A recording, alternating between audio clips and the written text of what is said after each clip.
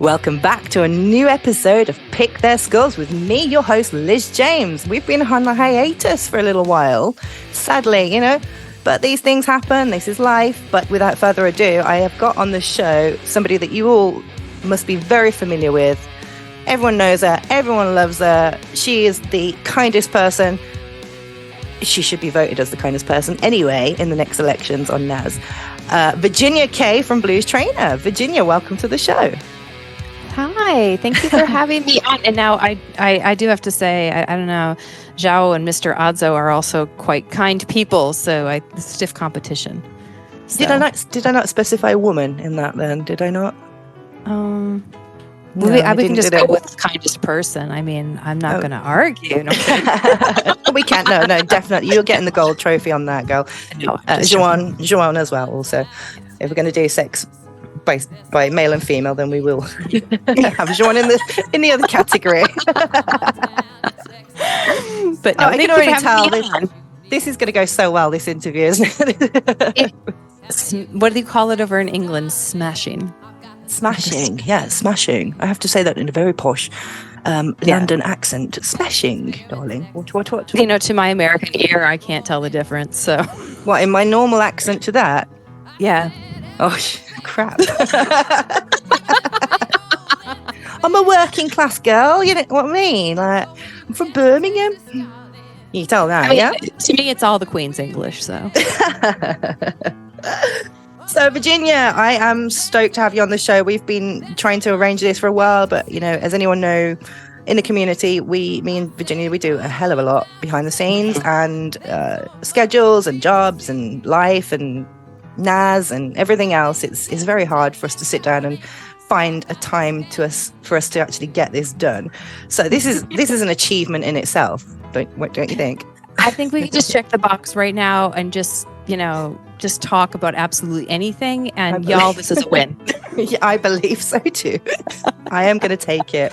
First of all, I'd like to ask you a little bit about how you got started in music for anyone that doesn't really know your backstory. I mean, there's, how many origin stories can I have? No. Which one should we use today? Yeah, which one today? I've always been involved in music. My mother, who passed when I was 2.5, she was a composer. And so after she passed, I almost immediately started piano lessons. And wow. So I think I'd already probably been dabbling at the piano with her before that. Of course, I have no memory of that, but, folklore being what it is. Yeah, I think I've always been involved with music in some capacity. It ventured out into different genres. Some genres I will never venture back into.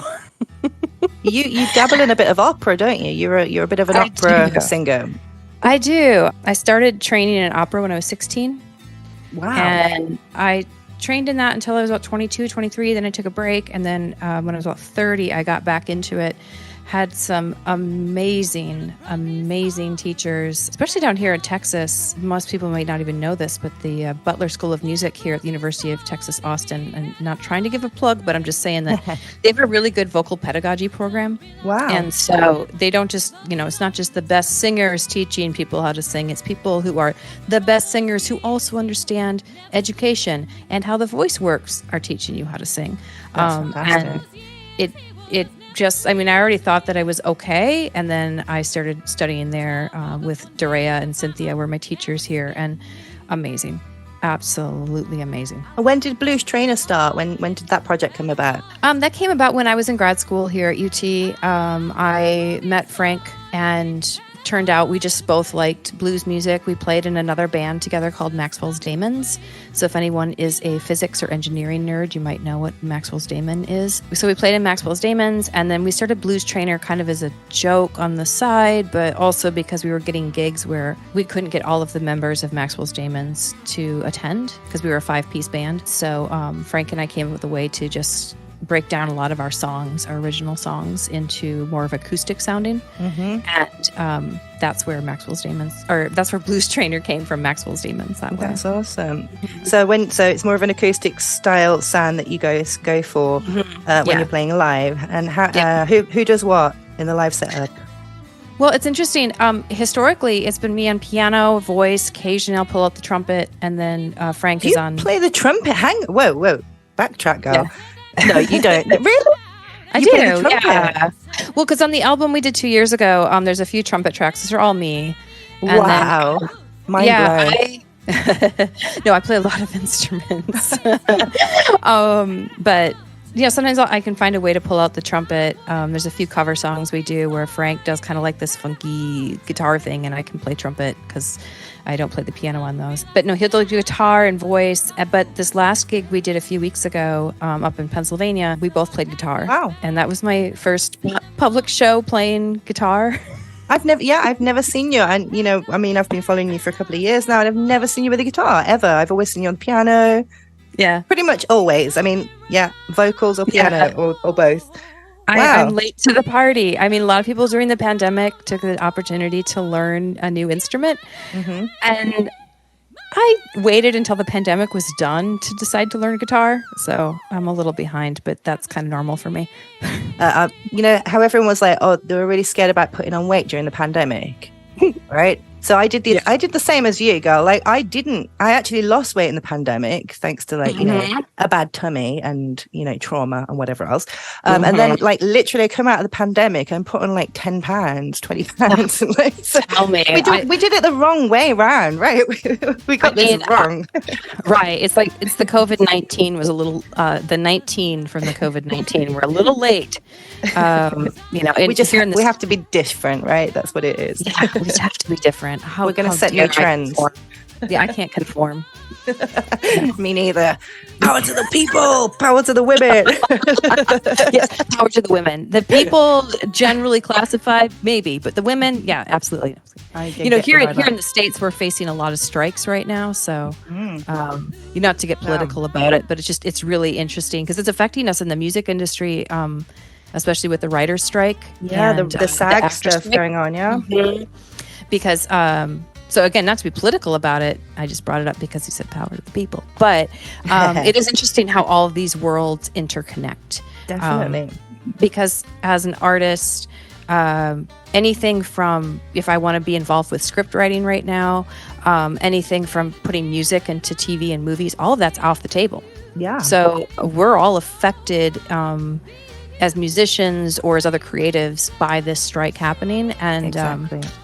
And I don't know. I don't know how long it's going to last, and I don't know if it's going to stretch out to other unions. But I feel for our brothers and sisters who are actively striking right now, and I have several friends who are part of those unions, and it's rough, but it's also hard as a musician because it does trickle down to us. Well, I don't even think it's the strike that's the bad. I mean, I've got friends and colleagues and stuff that are in that as well in the US. And in other areas. But I mean, let's be honest, the entertainment industry has always been absolutely awful unless you are at the top of your game, and even then, somebody's taken something off your back. But I think what's happened with this movement with the strikes is it's brought attention to other areas, especially in, people that are actors, performers and everything, musicians that are working in sideline jobs, in restaurants and bars and things like this. This has highlighted the fact that people aren't getting really fair pay or being compensated. We're not being paid at all. Yeah. It's amazing how many of my friends in the entertainment industry, but not musicians, have no idea that we're not getting paid by the bars. We're not getting paid by the cafes when we're performing.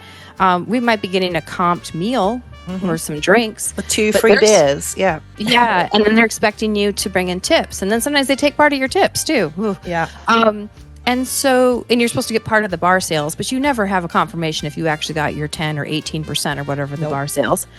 It's just astounding to me that how many people outside of the music business and even musicians themselves, they think this is normal. Yeah. And I really am adamant we need to break that. We need to tell people, set a rate, know your rate. Go in and say, if you want me to play a 2-hour show, that will cost you $90. Yeah. Plus the parking fee, whatever it might be. Know your rate and don't back down from it. Don't negotiate that because why would you want to play for someone who doesn't even respect you? Part of the reason I'm in the process of moving, actually. Yeah, I was going to talk about this. So you're moving. You're currently in Texas, obviously. You did the whole song, like "Come on down to Texas," and now you're like saying, "Hang on a minute, don't come down to Texas now. Come to Pennsylvania." Well, yes, I am moving to Pennsylvania in 3 weeks from when we're recording this, for whenever this drops. Maybe I'm already in Pennsylvania by the time this drops. Who knows? And then you can hold me to it if my plans suddenly changed at the last minute. No, they don't look like they are. I'm in the process of packing everything. Oh my God, feels. Yeah. At least I'm across the world, but I'm moving across the country. So, yeah. But yeah, and as I'm leaving, we have a song called "Lord, Give Us Some Rain" that we tried to record back in 2017 or 18 and just could never get a good take of it. And so we shelved it. Didn't make it into any albums, no singles. We do it live all the time, and it's a great hit. It's a sing-along. So I said, you know what, I'm finally leaving Texas. I'm going to record this. So I've been working on that. I've got the piano part, some of the vocals, and then I'm not so great at the mixing yet, but I really love the producer and engineer that we had for our album. So I'm going to see if I can meet with him in the next week.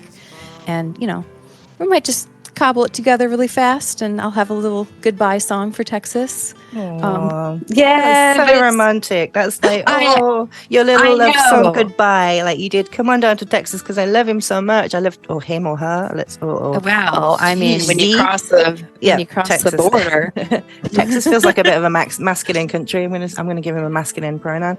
Machismo here. Yeah.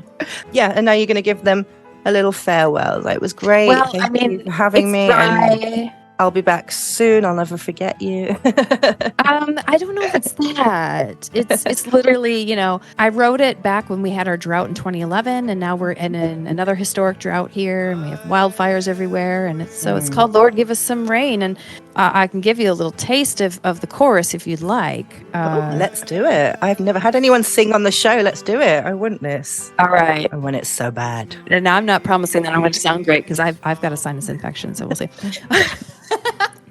Lord, give us some rain. Lord, give us some rain. From the piney woods to the windswept plain. Lord, give us some rain. Woo! So that's the chorus.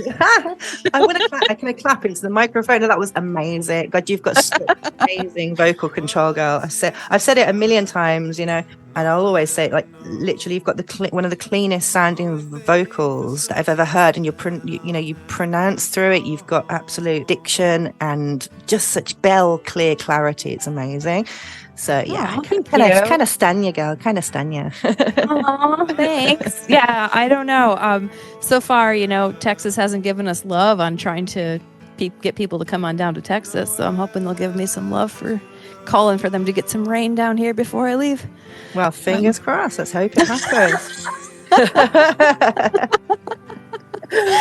Yeah, no, it's... So actually, Virginia, you have a bit of an interesting backstory as well, don't you, in some of your health issues? Do you want to tell us a little bit about that for anyone that doesn't know, if you're comfortable to share that? Oh, yeah, of course. And as part of the advocacy work that I do, sometimes in the music world and sometimes outside the music world. So I have a traumatic brain injury, which shorthand is a TBI.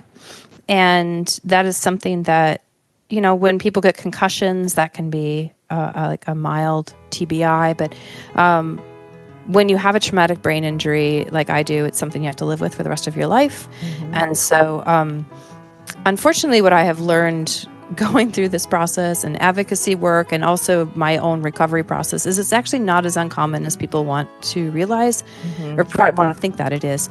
So and as a musician with a disability, it is interesting. It's hard because sometimes people don't understand why I can't participate in the way that maybe I used to, or maybe other musicians participate.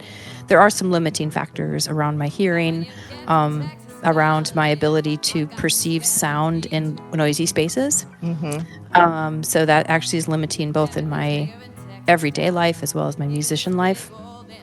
So eating at restaurants is kind of out for me. Yeah, having normal random conversations over like really noisy, rowdy. Yeah, crowds, like if I go to, and I've never really liked going to big concerts, but if I go to concerts, I can't do like dinner concerts. It's got to be like the focus is the concert. Don't have a conversation with me while that concert's happening. Yeah. I can't understand. So no heavy metal concerts are a bit out of the way then. Sorry, I would still go see you though. Yeah, I'm not as heavy, I don't think. Hell, girl, I can't even hear myself on stage, so you'll be fine. Don't worry. I'm kidding. We're just. Well, you know what the thing is? I'll tell you this, Liz. A lot, and no shade to our engineers in the house, but a lot of engineers have no idea how to balance and EQ female vocals live. Mm-mm. They don't. I do my own. You do your own when you're going on stage. Yep. Because it's unbelievable how they EQ us at this low end, and then we just disappear. Yeah. And we're buried by the guitar. We're buried by the drums. Everything buries us. And it's not that we're not loud. It's just how we are EQ'd. And it drives me nuts. Yeah. And anyone who's played, obviously, live with a band, that there is that little bit, even it doesn't matter how long you've been together as a band or how well you know each other or how in tune you are, you're always going to have everyone fiddling with the knobs and like the guitars go up a little bit, and then the drums like get even louder, and then the bass goes up. And then the voice has to go up a bit, and then the microphone screech. And next thing you know, you can't hear a frigging thing because everyone's like trying to outdo each other or trying to hear their own instrument. And, if you're in a bad venue with absolute terrible return, it's impossible. Do you use power clicks or anything when you're performing live? Or I guess it's not so much in the acoustic vibe. Not so much in the acoustic, no. Well, I've been in lots of large bands and some all-female bands and whatnot. And it's been a lot of fun, but yeah, sometimes we have had to use the clicks. And sometimes we've had to definitely have head monitors, especially the larger funk bands that I've performed with. If we've got like a full horn section, even if I'm in the horn section. God, imagine in orchestral levels, God. Yeah, I need to wear, even before the accident, I would have to wear a headset for that one. So the earpiece or whatnot, because you cannot siphon out all the sound, especially when you're playing. I don't think people realize how much, actually, people think, oh, you sing. Oh, great. Yeah, you know how to open your mouth and close your mouth and breathe through certain notes. But it's not about that, is it? And all the, especially performance level, it's a whole other ball game. And that's the thing. A lot of people have grown up in this, the COVID epoch, shall we say, and they haven't had much live experience. And I do suggest to anyone out there, if you haven't performed live yet, please get out there and do it and just, learn what your own levels are on the microphone and in relation to the sound and the ambience and everything else, because it makes you a better performer and it gives you a notion of how much you can project your voice. I'm sure Virginia is going to absolutely correct me because she's got an even more powerful voice than I have. Well, and that's the thing is I think people, they mistake loudness for power. Mm-hmm. And honestly, that's not the same thing. It's power and control. Power and control. And it's also breathing and reference, having a reference. Yeah, it really is. And knowing where your voice pings. Yes. So you'll switch. This is hard sometimes. Yeah, because sometimes what happens is you might be comfortable playing an instrument in the key of G, for example, but your voice doesn't like the key of G. No, mine hates F. Yeah, mine. Yeah, there's a couple keys that I can't do. B major. B major and I have arguments sometimes. And so we have to know those, because if you're trying to prioritize the voice in your live performance, you need to pick a key that loves your voice. Yes. Or that your voice loves. If you're trying to prioritize overall, just you're playing some music, pick the key that you're most comfortable doing all of it in. But I think what happens is a lot of artists kind of fall into this pattern of, okay, I can play in this key, so I'm going to have to sing in this key. Mm-hmm. And their voice just doesn't project in that key. And it's not about loudness. It's just about the frequency of your voice and how it pings around the room. And then there are some techniques, like in the opera world, we have something called squillo, and that's what we can use to be able to sing over an orchestra. So when you hear it sounds like a really soft note and just kind of floats above everything, they're using something called squillo. It's a technique. Give us a little demonstration. Oh my God, really? Yeah, I'm interested. I've never heard this expression. I don't know if it'll work on the mic. We'll see. I don't have the best squealo, honestly. It's part of the reason I kind of don't do much big opera house performance. But let's see. Okay, now I have to think of an opera song. Okay, so if I go, so that's just like standard, right? I'm just singing it. And then if I was doing squealo, I'm going to hold the mic back and hopefully this still comes through.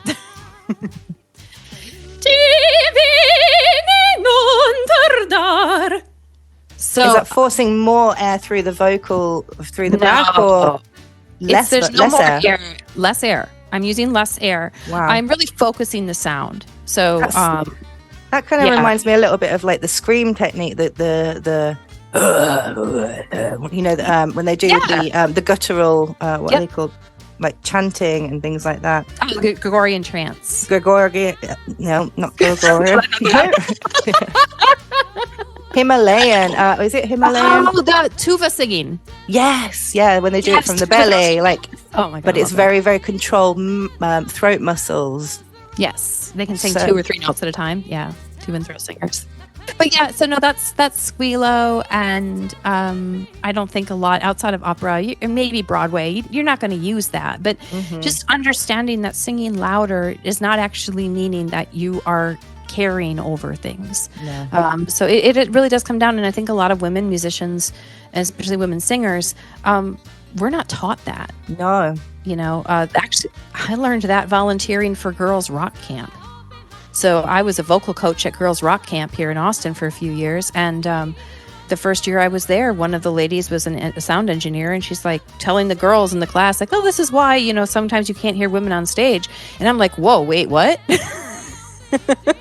And that's actually where I learned it.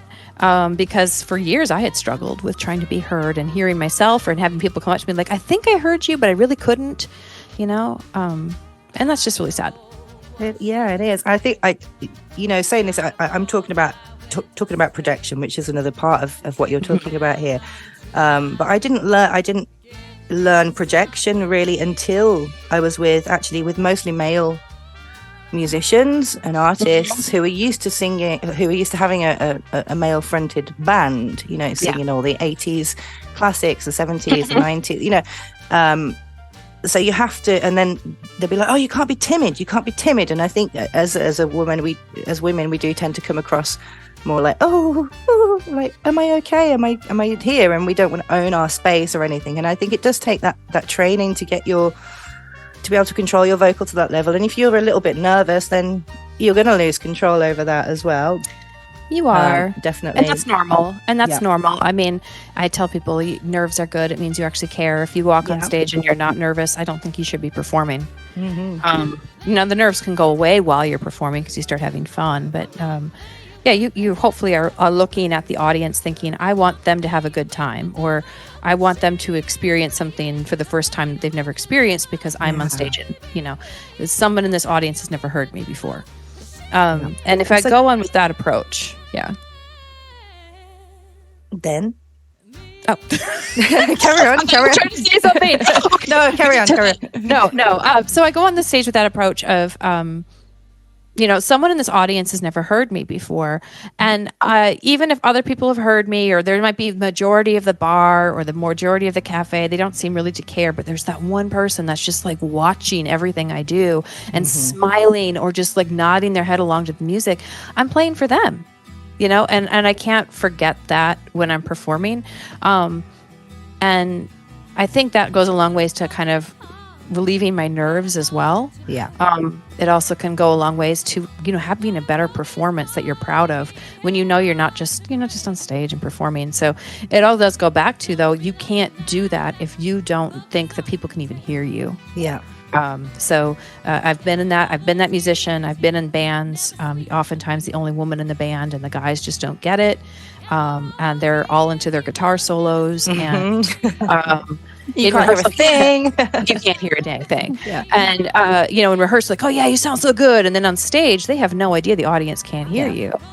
So it's kind of an empowerment. And I'm sure there's men who've been in this situation, but honestly, most sound engineers I have encountered and worked with are men, and they've worked primarily with men.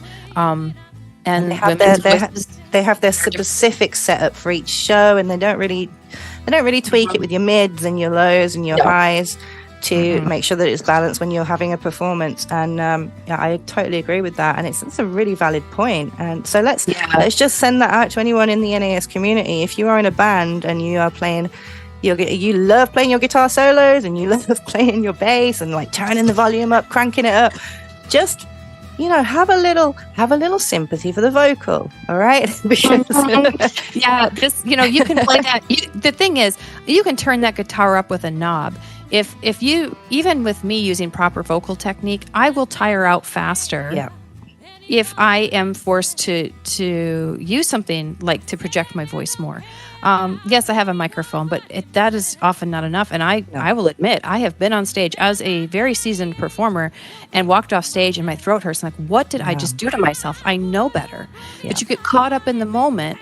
And now all of a sudden I'm trying to match this guitar over here. And it's like people say sports are the way that people learn how to collaborate and when they're kids. I say music is also a great way because you really have to be a team player. When your solo is up, crank it. When your solo is done, turn it down. Absolutely. Pedals were invented for a reason, guys and girls and anyone in the middle. You can replace the strings on your guitar. Yep. You can replace cables. We can't replace the vocal cords. Not yet. No. So. Not yet. Oh, Virginia, it's been awesome. So just before you go, I want to have a quick chat about the Stop Payola campaign that you started up with NAS. Everyone knows, you are a mod with us here, and you were the one that started up the hashtag Stop Payola. So tell us a little bit about that and what it was that got you riled up to get that going. With the community. My God, girl, that could be like a whole nother show. It could, but we've got 4 minutes. So I know. So honestly, it was a cumulative effect of years in the industry of watching both in live performance, the payola scams happen in performance, but now since the pandemic, with a lot of people going to streaming, and I am a live performer and just recently entered the streaming world and discovered it's here too. And it's just been really frustrating. And so when Billboard started publishing some stuff last year, Frank, my blues trainer partner, and I got really frustrated at the news we were reading. I think there was another story today about Deezer, which is, if anyone's not familiar, we do have a Deezer group in NAS, but I don't know how long that'll last now, because that they're saying is unless you have 100,000 streams. Was it 1,000 streams and 500 unique listeners a month? They're not going to pay you out anymore. And they said that's their quote artist-centric approach. And how they've described it is they want to distinguish between professional musicians and hobbyists. Wow. To me, that is just incredibly offensive. Well, most professional musicians are forced into the hobbyist category because they can't afford to quit their jobs to actually make that a full-time thing. So, God, so annoying. And as a live musician, had I not found NAS, it wouldn't have detracted from the fact that I'm a professional musician and I make enough money. I have to pay taxes on it every year.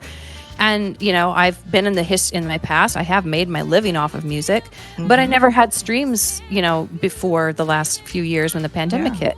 That doesn't make me less of a professional musician. It doesn't turn me into a hobbyist. Your streams and your followers don't count for all the other work that we do outside. Yeah, and that push for Deezer and Tidal, by the way, Tidal might be going this way. It comes from Universal Music Group and Sony and all of the big labels because what they want is they want more money for their signed artists. Yeah, and they want a distinction between the quote unquote hobbyists.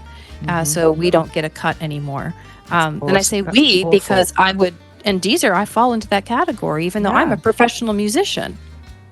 And it's crazy.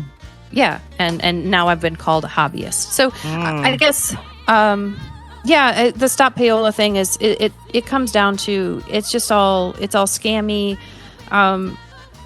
People are probably going to start scamming us on Deezer, saying like, so you can get your cut. Make sure you get all of your streams. We'll pay us $99 and we'll make sure you get 500 unique listeners and your 1,000 streams so you can get your cut. That I guarantee if someone hasn't gotten that email already in the last 24 hours since this news broke, we're all going to be getting it in the next week or two. Absolutely. Virginia, it has been absolutely brilliant talking to you. I wish we had more time, but we really don't. Thank you so much for joining me. And I'm hoping that we're going to get a part 2 on this interview sometime soon. But yeah, all the best to you and good luck with your move and good luck with Lord Give Us Some Rain coming up soon. Give us some rain. Yeah, thanks, Liz. You're welcome. Take care.